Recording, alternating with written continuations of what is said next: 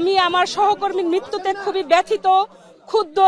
আমি মনে করি আমার সহকর্মীর মৃত্যু হয়েছে, সেখানে আমিও থাকতে পারতাম, কারণ যে অমানসিক পরিশ্রম আমরা করেছি এই 10 তারিখ থেকে, এবং সেখানে আমরা ব্যালট বাক্স আগেই নিয়ে গিয়েছি এবং সেগুলো আমরা পাহারা দেওয়ার ব্যবস্থা করেছি, এবং সকাল 7টা থেকে আমরা এই হল প্রত্যেকে যার যার নিজ হলে গিয়েছি, এবং আমরা সুষ্ঠুভাবে এই ভোট কাস্ট করার জন্য আমরা শিক্ষকরা 100% এফোর্ট দিয়েছি, এবং আমার নব ফয়জুন্নেসা হলে 137টি ভোট কাস্ট হয়েছে 280টি ভোটারের মধ্যে।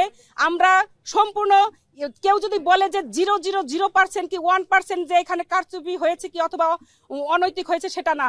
আমি বলবো 100%-এর উপরে যদি কেউ বলতে পারে, সেটা 100% সুষ্ঠুভাবে আমরা ভোট নিয়েছি এবং চেষ্টা করেছি যাতে সেখানে কোনো অনিয়ম না ঘটতে পারে। সেখানে সাংবাদিকরা লাইভ করেছে, দেখেছেন, সেখানে পোলিং এজেন্ট ছিল, তাদের কাছেও আপনারা জানতে পারবেন, ভোটারদের কাছ থেকেও জানতে পারবেন। আমরা এই নির্বাচন সুষ্ঠু করার জন্য আমার পোলিং অফিসার আছেন হাবিবুর রহমান, তিনি সহ আমরা সবাই অমানসিক পরিশ্রম করেছি। অমানসিক পরিশ্রমের পর আমরা জানি যে এখানে ভোটটা মেশিনের মাধ্যমে কাউন্ট হবে। আমাদেরকে মত বিনিময় সবাই বলা হয়েছিল যে আমরা শুধু ভোটটা কাস্ট করে আমরা এখানে সিনেট ভবনে দিব। আমি তাদেরকে প্রশ্ন করেছিলাম যে আমাদের এই ভোট কাস্টের পর গণনা কোথায় হবে। নির্বাচন কমিশনের সদস্য সচিব তিনি আমাদের জানিয়েছিলেন সিনেট ভবনে।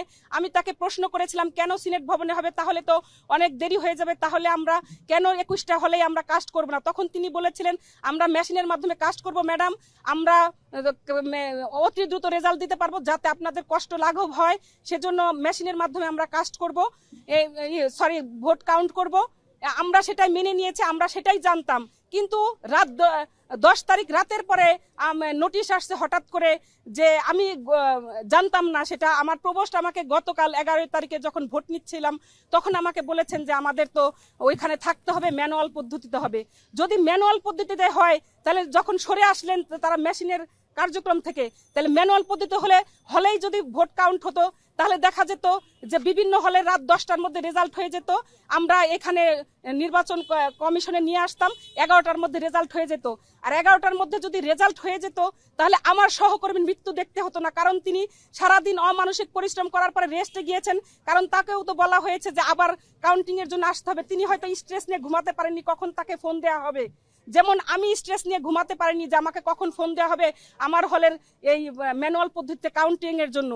আমি সারা রাত ঘুমাতে পারিনি। তিনি এই জন্য সকালে হয়তো স্ট্রেস নিয়ে ঘুমাতে গিয়েছেন, তার ঘুমটা পর্যাপ্ত হয়নি, অমানসিক পরিশ্রম, সেটা তিনি তাড়াহুড়া করে এসেছেন। আমি যতটুকু জানি তাকে ফোন দেওয়া হয়েছে, তিনি অসুস্থতার কারণে ফোন ধরতে পারেননি, কিন্তু তাকে গার্ড দিয়ে ডেকে নিয়ে তারপরে তার বাসায় নক করে তারপরে তাকে নিয়ে আসা হয়েছে। এবং তিনি তার সহকর্মী যিনি প্রীতিলতা হলের পোলিং অফিসার ছিলেন, তার সহকর্মী জান্নাতুল ফেরদৌস, তিনি আমাকে জানিয়েছেন যে আমিও সেখানে গিয়েছিলাম। ফারহানা আফরিন দুতি তিনিও এসেছিলেন পোলিং অফিসার, এবং জান্নাতুল ফেরদৌস তারাও এসেছিলেন। এবং তিনি তাড়াহুড়া করে 3 তলায় উঠতে গিয়ে, আমাদের যেহেতু লিফটের ব্যবস্থা নেই, 3 তলায় উঠতে গিয়ে তিনি দরজার সাথে ধাক্কা খেয়ে পড়ে যান তাড়াহুড়া করে উঠতে গিয়ে, এবং সহকর্মী আসলে সম্ভবত তার কিছুক্ষণের মধ্যেই তিনি মারা যান, আসলে হসপিটালে নেওয়ার আগেই। যদি কালকেই যদি এই ভোট কাউন্ট করে রেজাল্ট দেওয়া হতো তাহলে আমার সহকর্মীর মৃত্যু দেখতে হতো না, আমাদের কান্না করতে হতো না, আমাদের এখানে এসে আপনাদের সামনে বক্তব্য দিতে হতো না। আমার সহকর্মীর মৃত্যু আমাকে ব্যথিত করেছে। কেন আমাদের সহকর্মী, অনেক সহকর্মী অসুস্থ হয়েছেন। আমি জানি যে চারুকলা বিভাগের কাজী মোহাম্মদ মহসিন তিনি অসুস্থ হয়ে গেছেন, তার সহকর্মীর মৃত্যুতে তিনিও একজন রিটার্নিং অফিসার। তাহলে ভোট কাউন্ট কিভাবে হবে? কেন এই ম্যানুয়াল পদ্ধতিতে নেওয়া হলো আমার প্রশ্ন। এবং ম্যানুয়াল পদ্ধতিতে নেওয়া হওয়ার কারণে তারপরেও কেন আপনার তাহলে হলে কাউন্ট হলো না? এটা আমার নির্বাচন কমিশন, এটা এই নির্বাচন কমিশনের অব্যবস্থাপনার জন্য আমার সহকর্মী জান্নাতুল ফেরদৌসের মৃত্যু হয়েছে বলে আমি মনে করি।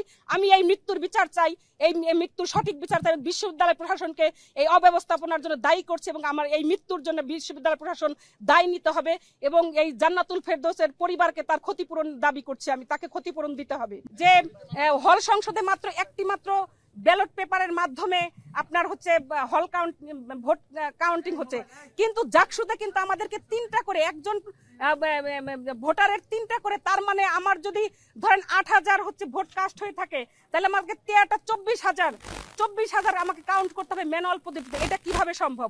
তাহলে তো এভাবে 3 দিনেও সম্ভব হবে না। তাহলে আমরা এটা কিভাবে, এই পদ্ধতির আমরা পরিবর্তন চাই।